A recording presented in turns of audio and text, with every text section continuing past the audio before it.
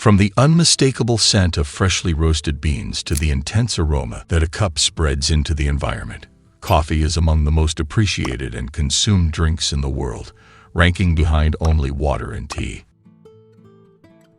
Prepared at home or at a bar, perhaps accompanied by a croissant, coffee is one of those indispensable habits for millions of people, especially in the morning as soon as they wake up. 2.6 billion is the impressive number of cups of coffee consumed every day around the world.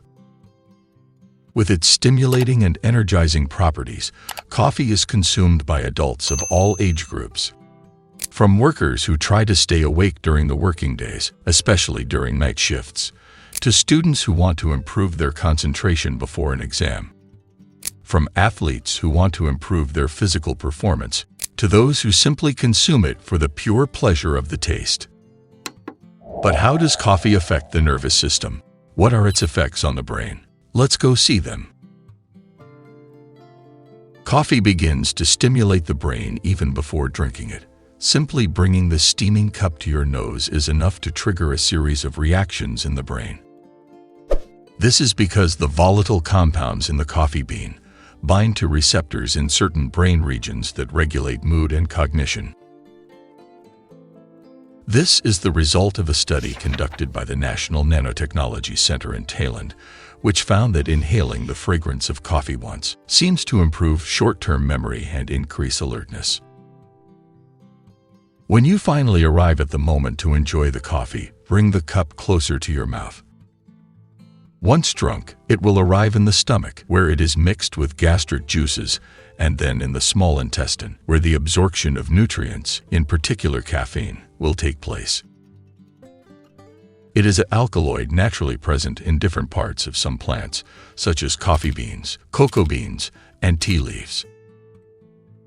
Caffeine is thus absorbed by the intestinal walls and enters the blood circulation, which will distribute it to the various organs and tissues of the body, including the brain. This is because it is able to cross the blood-brain barrier, a structure interposed between blood and nervous parenchyma, which has the task of regulating the blood passage of chemical substances to and from the brain, thus protecting the nervous system from poisoning and intoxication. Caffeine acts primarily as an agonist at adenosine receptors in the brain, neurotransmitter involved in the regulation of slow-wave sleep, that is, the deepest sleep. As we get tired throughout the day, levels of this neurotransmitter gradually increase until we go to sleep. However, if during the day our adenosine levels are particularly high, we will start to yawn and feel the desire to sleep. It is precisely at this moment that drinking a cup of coffee can give us a rush of energy and vitality, temporarily taking away tiredness. This is because caffeine, being structurally similar to adenosine, is able to bind to its own receptors without activating them, and act as an antagonist, thus preventing adenosine from binding, consequently blocking its effects. However, once the brain discovers the trick, it begins to adapt. When adenosine is continually prevented from binding to its receptors, the brain can increase the sensitivity or number of receptors. This compensatory mechanism may contribute to caffeine tolerance, making it necessary to consume increasingly larger amounts to achieve the same effects. At the same time, caffeine acts on dopamine, important neurotransmitter associated with pleasure and reward circuitry, the same one that is activated when some drugs are consumed. Contrary to what many people think, caffeine does not directly increase dopamine levels, but slows down its reabsorption by the body. This will increase the residence time of dopamine in the synaptic space, allowing caffeine to exert its stimulating effects on the central nervous system. Caffeine consumption also increases the amount of adrenaline and noradrenaline secreted by the medullary portion of the adrenal gland, internal part of the adrenal glands considered as a sort of ganglion of the sympathetic nervous system, located inside an endocrine organ.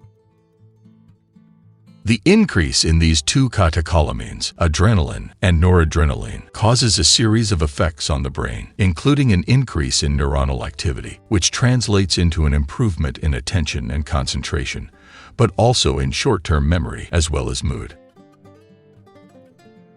However, by exciting brain cells, caffeine could also make you irritable and anxious, especially in people who are more sensitive to this substance or if consumed in excessive quantities. Now that we have seen the effects of coffee on the brain, it is natural to ask ourselves, is it bad or good for the brain? If consumed in moderation, it has beneficial effects for health, as we have seen that it stimulates some cognitive functions, improves concentration and mood. Not only that, according to the results of some scientific studies, caffeine seems to reduce the risk of developing some neurodegenerative diseases, such as Alzheimer's and Parkinson's. Caffeic acid and the phytochemicals present in coffee act as antioxidant and anti-inflammatory substances, exerting a neuroprotective effect against the cognitive decline typical of Alzheimer's. Trigonelline in particular, an alkaloid contained in coffee beans, seems to protect the brain from the anomalous aggregation of the tau protein, key factor in the pathogenesis of Alzheimer's disease.